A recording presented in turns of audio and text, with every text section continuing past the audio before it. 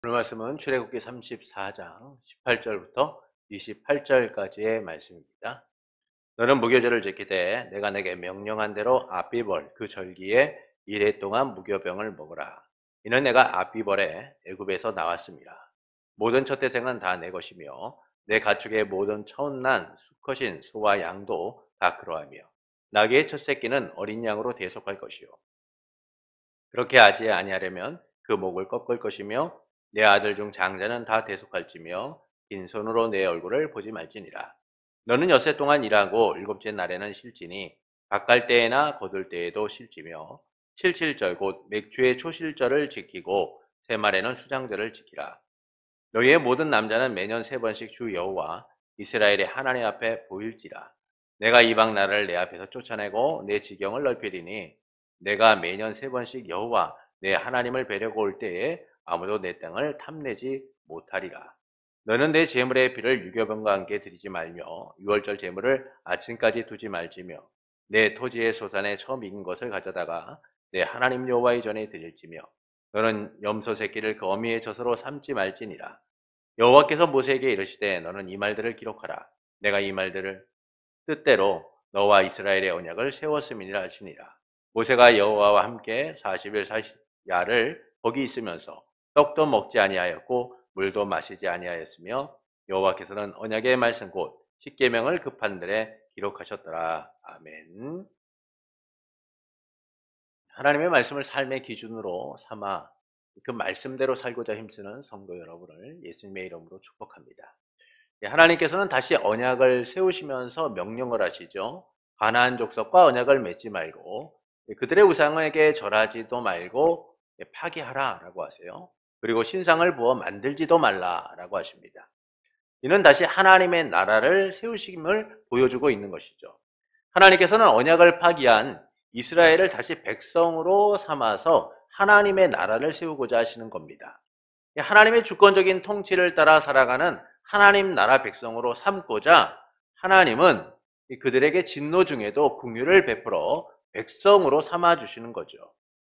다시 그들과 언약을 맺으시고 계신 거예요. 이 과정에서 하나님은 두 가지를 말씀합니다. 하나님이 하실 일과 백성에게 요구하시는 내용이에요. 이 중 우리는 하나님이 하실 일과 백성에게 요구하신 그 첫 번째 명령에 대해서 함께 나누었습니다. 하나님께서는 언약의 주로서 이스라엘 백성에게 하실 일을 말씀하죠. 가나안 백성들을 그 땅에서 쫓아내게 하시겠다라는 거예요. 내쫓으시겠다라는 겁니다. 그리고 백성에게 요구하시는 첫 번째 명령은 백성으로서의 정결한 삶을 이루라라고 말씀합니다. 그래서 가나안 족속과 언약을 맺지 말고 그것들을 파괴하고 절하지 말며 또한 신상을 부어 만들지도 말라라고 하시죠. 이처럼 하나님은 이스라엘 백성이 이방 땅의 더럽힘을 당하지 않도록 백성들에게 정결함을 요구하시고 계시다라는 겁니다. 그리고 본문에서는 이제 그 두 번째 명령으로서 하나님이 이 절기를 지키라라고 말씀해주고 계세요. 하나님께서는 아비벌에 이집트에서 나왔으므로 7일 동안 무교병을 먹으라라고 말씀합니다. 또한 6일 동안은 일하고 제7일에는 쉴 것이고 밭갈 때나 추수할 때 쉬라라고 말씀하죠. 그리고 밀을 처음 걷어 드릴 때에 77절을 지키고 한 해가 끝날 때에는 수장절을 지키라라고 말씀합니다. 또한 모든 남자는 매년 3번씩 하나님 앞에 자신들을 보이라라고 말씀하세요. 그리고 마지막으로 유월절 제물을 아침까지 남겨두지 말고 땅의 첫 열매 중 제일 좋은 것을 하나님 앞에 가져오고 염소의 새끼를 그 어미의 젖으로 삼지 말라라고 하십니다. 이를 통하여 말씀하시는 바는 무엇일까요? 사람들에게는 특별한 의미를 주는 날들이 있죠. 그날은 국가적인 날일 수도 있고 때로는 개인적인 날일 수도 있습니다. 이런 날들을 사람들이 의미 있게 지키는 것은 그것이 단순히 어떤 특별한 의미를 가진 날이라고 하는 것이 아니라 나라의 운명이라든지 개인의 운명과 연결되어 있기 때문인 거죠. 꼭 그들의 인생에 있어서 매우 중요한 날이기 때문이에요. 그래서 국가나 개인은 이런 날들을 기념하며 지키게 됩니다. 우리나라에도 광복절이라든지 개헌절이라든지 여러 날들이 있지 않습니까? 이것은 이 날들을 잊지 않고 지키고자 하기 때문인 거죠. 그런데 하나님께서도 오늘 본문에 보면 하나님의 절기를 지키라 라고 말씀합니다. 무교절, 칠칠절, 수장절을 지키라 라고 하시죠. 그리고 이스라엘 모든 사람들이 매년 3번씩 무교절과 칠칠절과 그리고 수장절에 하나님 앞에 나와 자신들을 보이라 라고 말씀합니다. 이외에 안식일에 대한 내용과 유월절 제물을 먹는 것에 대한 내용도 함께 말씀해주고 계세요. 이날들을 하나님이 친히 거론하시는 것은 이 하나님과 이스라엘 백성에게 있어서 매우 중요한 날이기 때문인 겁니다. 그것은 하나님의 주권 아래 있는 백성들의 삶과 연결되어 있기 때문이죠. 곧 그들의 삶의 구원을 이루신 하나님과 연결되어 있기 때문이에요. 그래서 하나님의 구원과 통치가 그들의 삶에 녹아있기 때문에 하나님은 절기를 지키라 라고 명령하고 계신 겁니다. 그래서 하나님은 이스라엘 백성들이 그날을 지켜서 하나님의 구원하심과 하나님의 통치하심을 누리며 살아가기를 원하고 계신 거죠. 매년 3번씩 이스라엘의 모든 남자가 다 하나님의 앞에 나와서 보임을 통하여 그들의 삶 가운데 하나님의 통치가 이루어지고 있다는 사실을 나타내라 라고 말씀하고 있는 겁니다. 이처럼 절기는 단순히 하나님께서 어떤 특별한 날을 지키라 라고 말씀하시는 것이 아니라 하나님과 이스라엘과 연결된 매우 중요한 날이다라는 거예요. 이 점에서 하나님이 절기를 지키라고 하시는 것은 우리가 이해가 됩니다. 하나님과 이스라엘 백성에게 너무나 특별한 날이기 때문에, 중요한 날이기 때문에 하나님이 이렇게 말씀하시는 거구나 라고 우리는 이해할 수가 있겠죠. 그러나 하나님은 이미 이 절기에 대하여 이미 말씀하셨습니다. 그런데도 절기를 지킬 것을 다시 말씀하시는 것은 무엇일까요? 이를 통하여 말씀하시는 바는 무엇일까요? 하나님의 통치를 인정하는 백성으로 세우고자 하시기 위함이에요. 왕 대신 하나님을 전적으로 의존하는 삶을 살아가도록 하기 위하여 하나님 중심의 삶, 하나님께 맡긴 삶을 살아가도록 하기 위하여 하나님이 다시 오늘 본문에서 절기를 지키라 라고 말씀해주고 있는 거예요.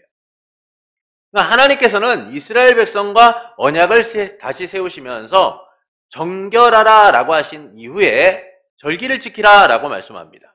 그러니까 정결하라 라고 하시는 것과 절기를 지키라고 하시는 것은 백성된 이스라엘을 향한 하나님의 명령이죠. 백성으로서 그들이 지켜야 될 의무인 거예요.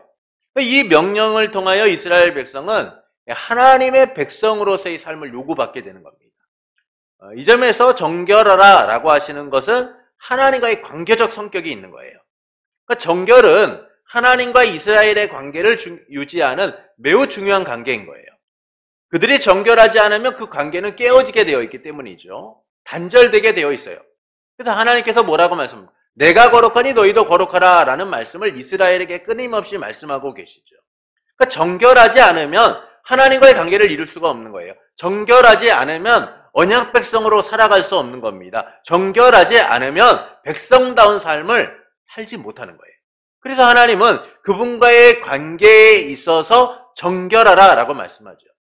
그러니까 우리도 마찬가지 아닙니까? 우리가 하나님과의 관계를 이루고 살아가는 데 있어서 가장 요구되는 게 뭐예요? 정결인 거예요. 그래서 하나님께서 우리의 죄의 문제를 예수 그리스도의 보혈의 공로로 씻어 하나님과의 관계를 이루게 하신 거죠.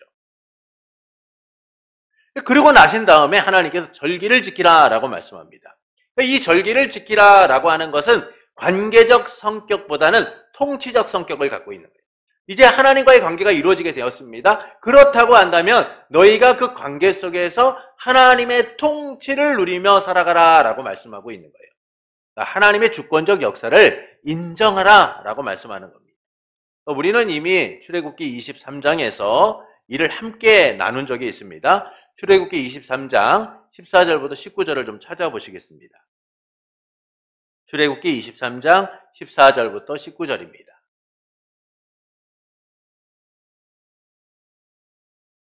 한번 말씀을 보시죠.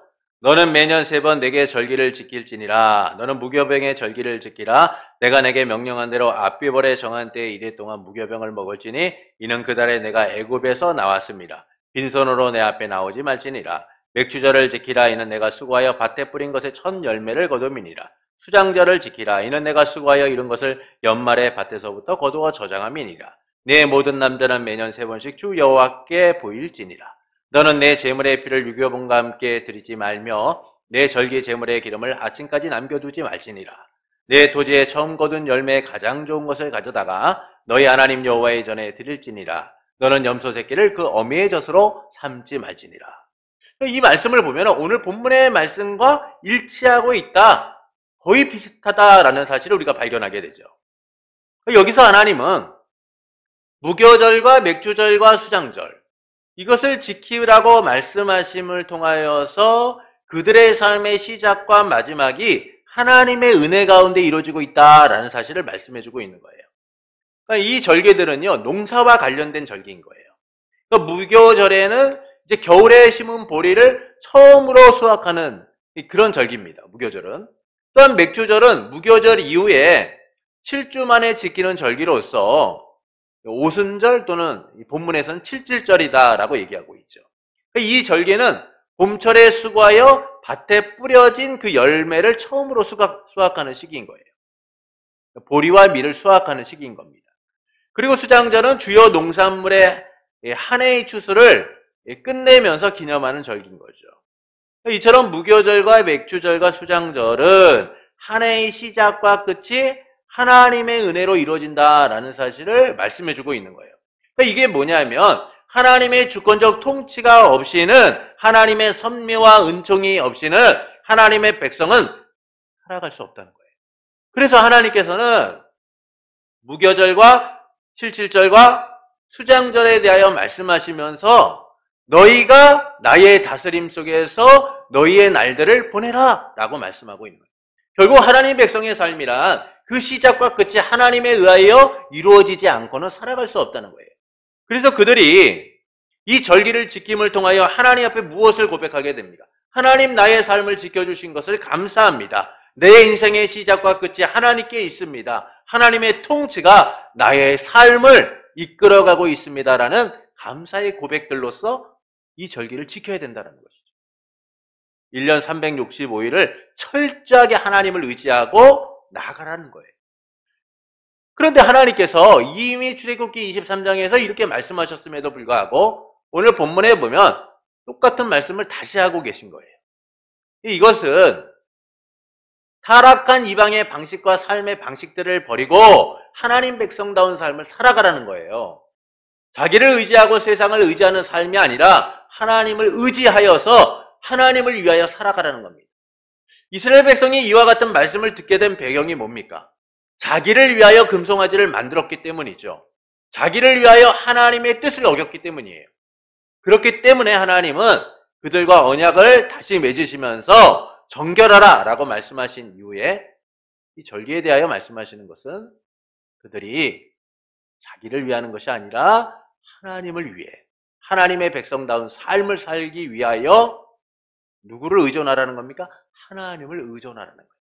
하나님의 중심이 된 삶을 살아가는 것이죠.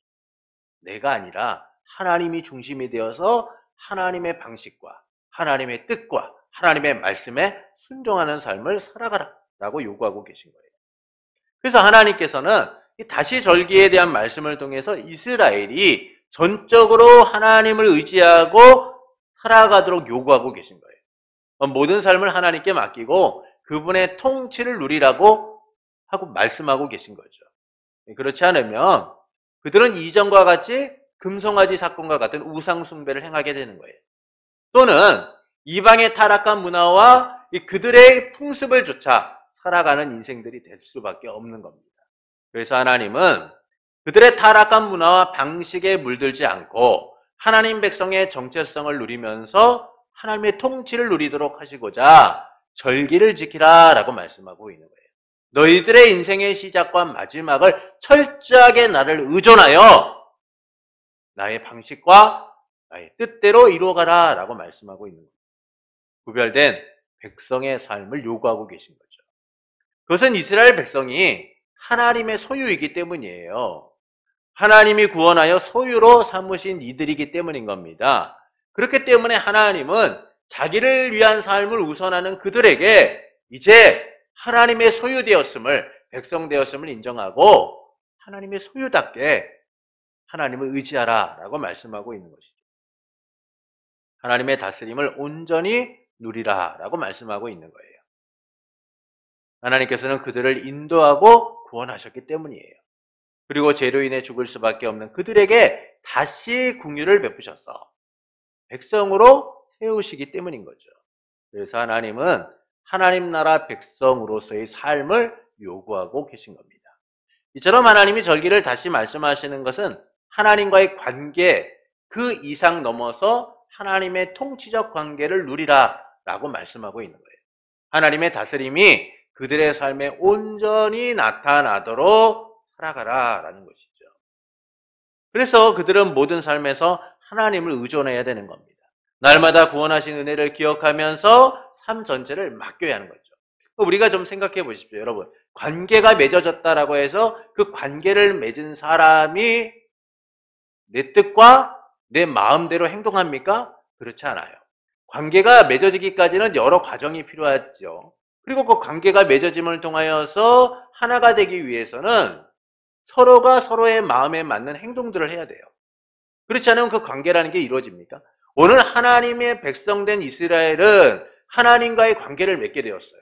그렇다면 이 관계 속에서 그들은 하나님 백성다운 삶을 요구받는, 그것이 바로 하나님과의 관계를 이루고 정결한 삶을 이루고 바로 절기를 지킴을 통하여 하나님의 통치를 온전히 인정하라 라고 말씀하고 있는 것이죠.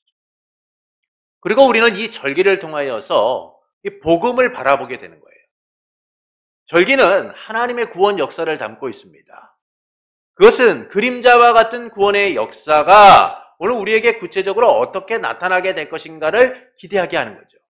그래서 성경에서 나오는 이 구원 절기라든지 또는 제사라든지 이와 같은 것은 하나님의 구원의 방식들이 어떻게 나타나게 될 것인가에 대한 그림자와 같은 거예요. 그래서 우리는 이 절기들을 보면서 이와 같은 말씀을 통하여 이스라엘을 구원하셨던 그 하나님이 우리에게 어떤 구원의 역사를 이루시게 하시는가, 그 복음의 실체를 바라보도록 하는 것, 이게 바로 오늘 본문의 말씀이 우리에게 요구하시는 바이기도 하죠. 그 대표적인 절기가 바로 유월절이다라고도 말해요. 그 유월절은 어린 양의 피로 이스라엘 백성이 생명을 구원받은 절기입니다. 이집트에서 해방됨을 나타내는 절기이죠. 이 유월절이 이루어지게 되면서 그 다음에 무교절, 그리고 뒤에 50일째 되는 날 오순절, 77절이 이루어지고 마지막에 수장절이 이루어지게 되죠. 이 절기들은 단순히 하나님이 이스라엘을 구원하셨다라는 사실을 보여주는 것으로 끝나는 게 아니라 하나님이 이스라엘을 구원하셨던 이 방식이 오늘 우리의 구원을 위하여 어떻게 나타나게 될 것인가에 대한 그림자라는 거예요. 그래서 이 유월절의 절기를 통하여 하나님은 어린 양이신 예수 그리스도를 이 땅 가운데 보내셔서 십자가에 죽게 하심으로 죄와 사망 가운데 죽을 수밖에 없는 우리를 해방시켜 주셨죠.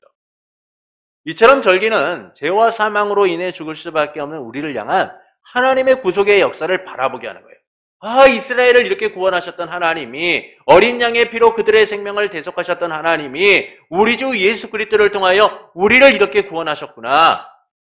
그 놀라운 구원의 은혜가 어떻게 점진적으로 확장되어 가고 완성되어 가고 이루어지게 되었는가를 우리는 바라보게 되는 거예요.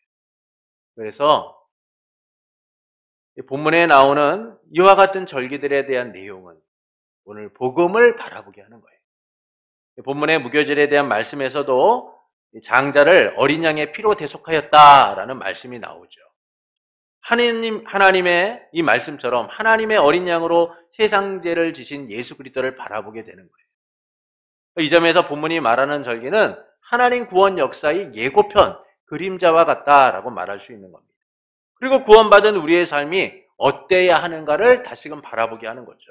하나님 나라의 백성, 그 삶이 실제적으로 어떻게 우리의 삶 가운데 구체화되어야 하는가. 이를 위해 예수님은 이 땅에 오셔서 예고편 그림자와 같은 것들의 실체가 되셨어요.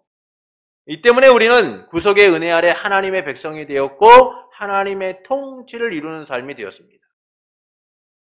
절기가 아닌 모든 날을 주님의 날로 드리며 하나님 앞에 설 수 있게 된 거죠. 그러니까 이 은혜가 무엇으로부터 비롯된 겁니까? 예수 그리스도의 구속의 은혜를 통하여, 하나님의 구원하심을 통하여 이루어지게 되었다는 거예요. 그러니까 이스라엘 백성의 출발점과 우리의 출발점이 다르지 않아요. 그러나 그들의 출발점은 그림자와 같다면 우리의 출발점은 예수 그리스도를 통하여 완성된 실체가 나타난 삶이다라는 겁니다. 그래서 절기에만 매년 3번씩 하나님 앞에 보여지는 삶에서 우리는 매번, 매 순간, 모든 날 하나님 앞에 나갈 수 있는 삶으로 바뀌어지게 된 거죠. 이처럼 예수님은 그림자와 같은 것들을 실체화하여 우리의 삶 가운데 적용하셨어요. 이루신 겁니다. 그래서 우리는 이 절기를 통하여 하나님이 요구하시는 하나님의 통치의 역사가 우리의 삶 가운데 어떻게 구체화되어야 하는가를 바라볼 수 있어야 하는 거예요. 하나님을 모시고 성전되고 교회된 삶을 이뤄가야 하는 겁니다. 하나님을 언제나 의지하며 그분과 함께 모든 날을 동행하는 삶, 그분의 통치를 누리는 삶을 살아가고자 힘써야 되는 것이죠. 결국 인생의 처음부터 끝까지 우리의 삶은 하나님의 은혜와 은총이 없이는 살아갈 수 없다라는 겁니다. 그러니까 이것이 절기를 통해 보여주는 하나님의 구원 역사와 주권적 통치가 예수 그리스도를 통하여 어떻게 이루어질 것인가라는 사실을 우리로 하여금 바라보게 하는 것이죠. 이처럼 하나님께서는 절기에 대한 말씀을 통하여 우리에게 복음을 바라보도록 하시는 거예요. 그러니까 우리가 구약의 옛 언약의 역사와 신약을 보면서 이 하나님의 옛 언약이 우리 가운데 어떻게 놀랍게 이루어지게 되었는가를 함께 볼 수 있어야만 합니다. 그렇지 않으면 마치 구약의 역사는, 구약의 말씀은 외딴 섬에 동떨어진 그런 외딴 곳에 동떨어진 섬과 같이 우리의 삶 가운데 함께 연결될 수 없는 거죠. 그래서 하나님께서는 이 하나님 나라를 세워가시는 과정 속에서 이스라엘 백성에게 절기를 지키라고 하심을 통하여 우리로 하여금 그 구원의 역사 속에서 하나님 나라 백성의 삶을 바라보도록 하시는 겁니다.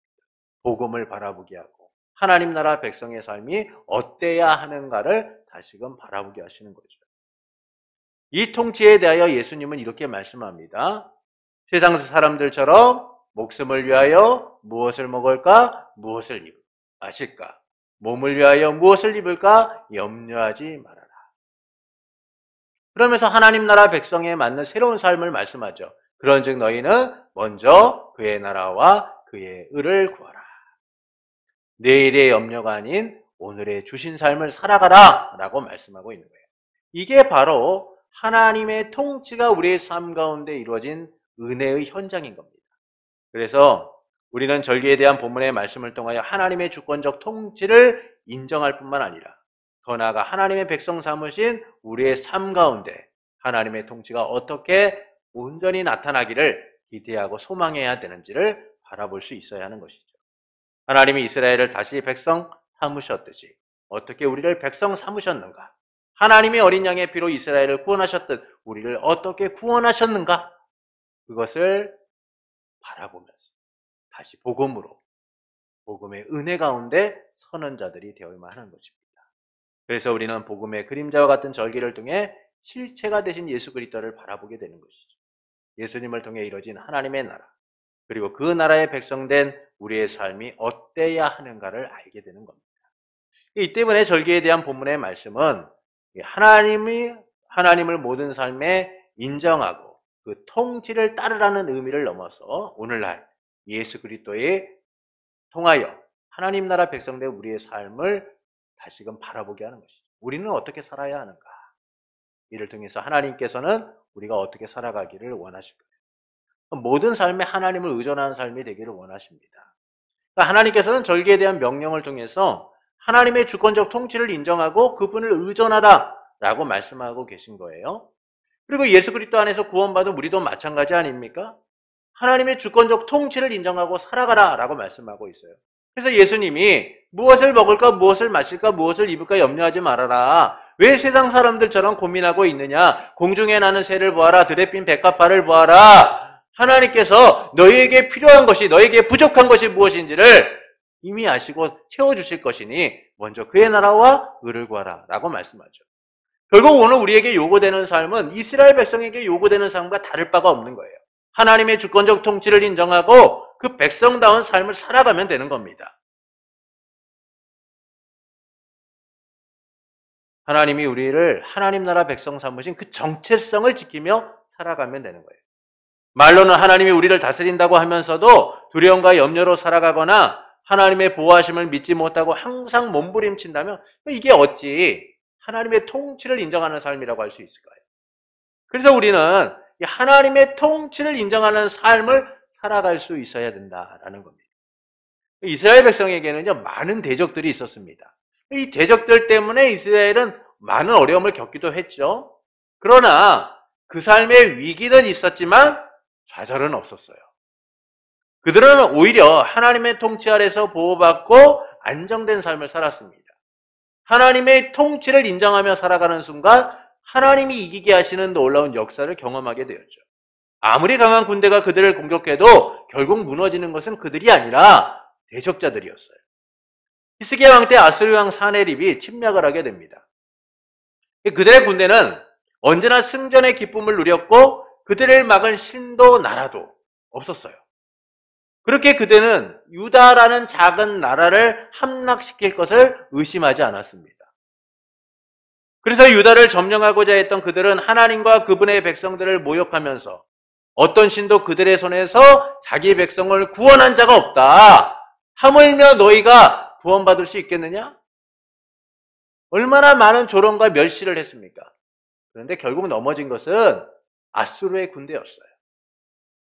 그리고 그 일을 주도했던 사네립은 결국 그가 믿었던 그 신의 사당에서 비참한 죽음을 맞이하게 됩니다.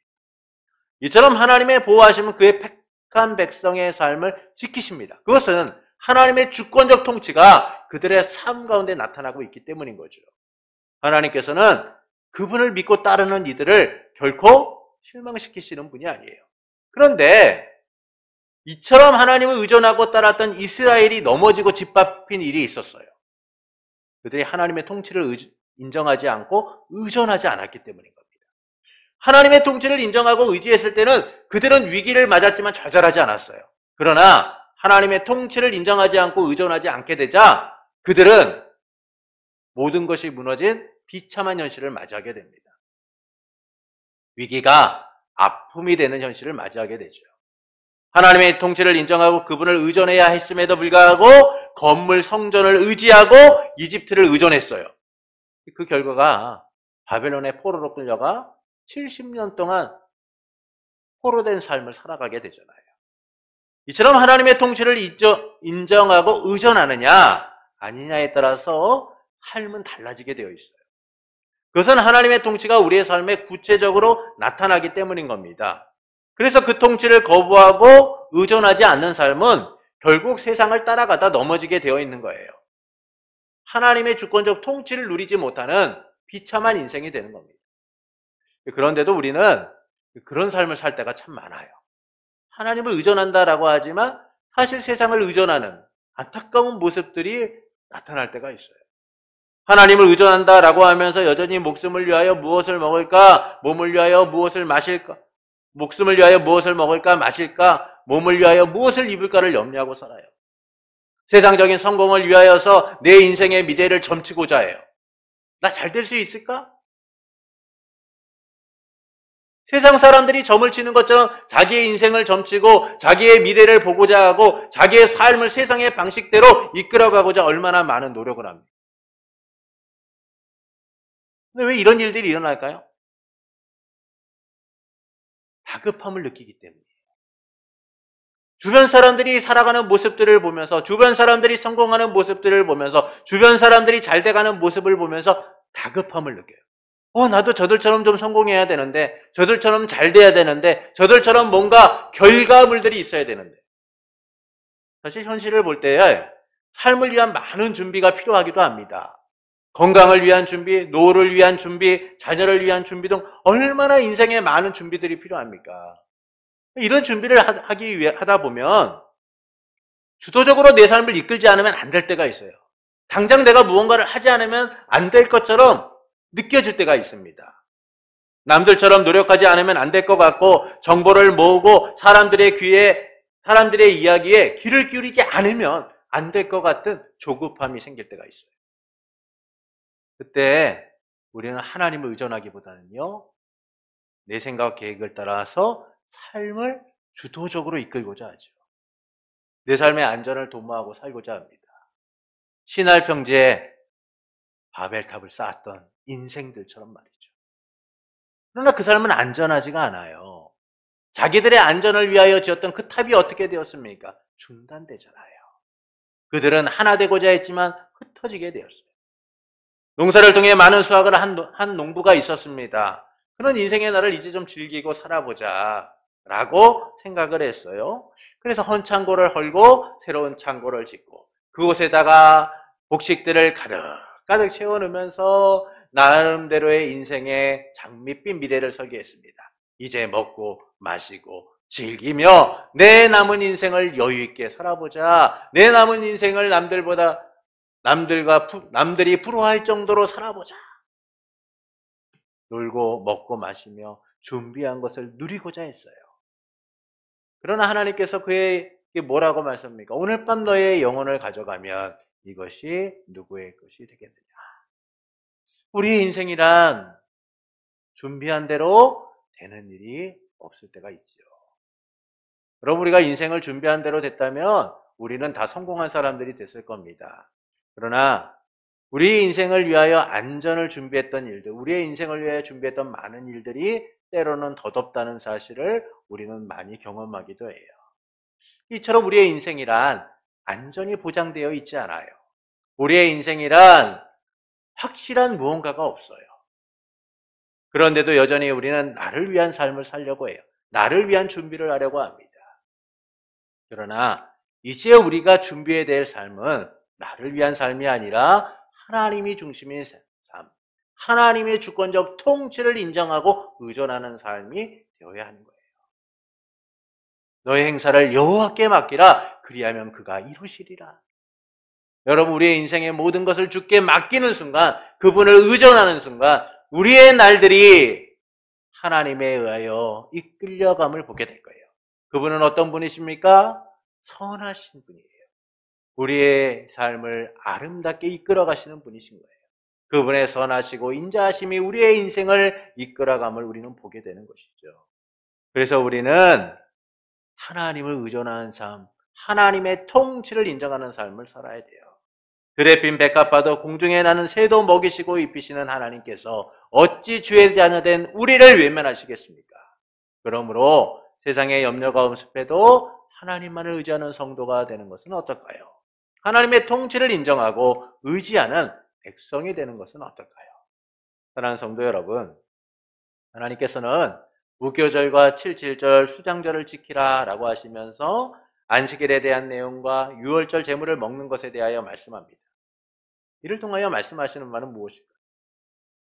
하나님의 통치를 인정하는 백성으로 세우고자 하시고자 함이에요. 왕 대신 하나님을 전적으로 의존하고 의지하도록 하기 위해서인 겁니다. 정결에 대해 말씀하신 하나님은 절기를 지키라 라고 하십니다. 이미 우리가 보았듯이 출애굽기 23장에서 하나님은 이 절기에 대한 말씀들을 하셨죠. 그럼에도 불구하고 하나님이 절기에 대하여 다시 말씀하시는 것은 자기를 위하여 우상 숭배를 했던 이스라엘 백성이 저 타락한 문화와 방식을 따르지 않고 하나님을 의존하고 살아가도록 하고자 하시기 때문이에요. 그래서 하나님께서는 너의 방식과 너의 삶, 이 세상의 풍습을 따라가지 말고 하나님을 의존하고 하나님의 주권적 통치 아래 살아가라 라고 요구하고 계십니다. 그래서 절기는 단순히 한 날을 기념하는 것이 아니라 모든 날을 하나님 앞에 맡기는 것을 의미하는 것이죠. 하나님의 통치를 인정하고 그분을 의존하는 삶을 말씀해주고 있는 거예요. 그리고 이와 같은 절기는 우리에게 복음을 바라보도록 하는 겁니다.